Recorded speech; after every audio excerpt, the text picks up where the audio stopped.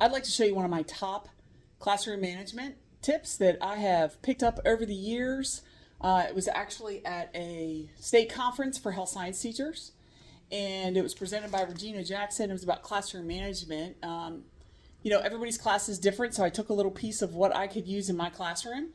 So I have a student per grading period, and they are the assistant, or they're the supervisor. So they pick up the notebook. This one's for Principles of Health Science.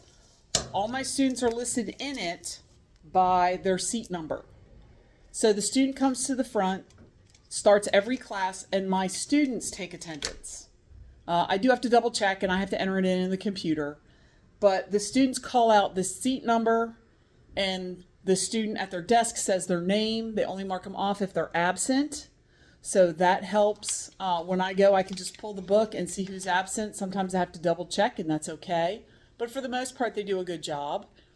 In fact, I actually print a certificate for them at the end of the 6 weeks, and they can then hang on to that, and I tell them you can put that on your resume. This is experience. It doesn't have to be paid. I also teach health science theory, so when my juniors in health science theory are putting together a resume, I make sure that we include their supervisor position of helping to take attendance. They'll also pass out any papers, collect anything. They're responsible for helping me out. Also have an assistant supervisor. The assistant supervisor reads announcements. So I print out the weekly announcement that comes from our principal, what's going on in the school, what's going on. They can make HOSA announcements at that time, and they'll read the same thing for the week. They'll just pick it up on the different day and not read the days we've already passed. So that's one of the tips for classroom management. The students get excited about getting to be the supervisor and assistant supervisor, and attendance is taken for me, usually because the first couple minutes of class you're prepping anyway. So again, I hope that helps you.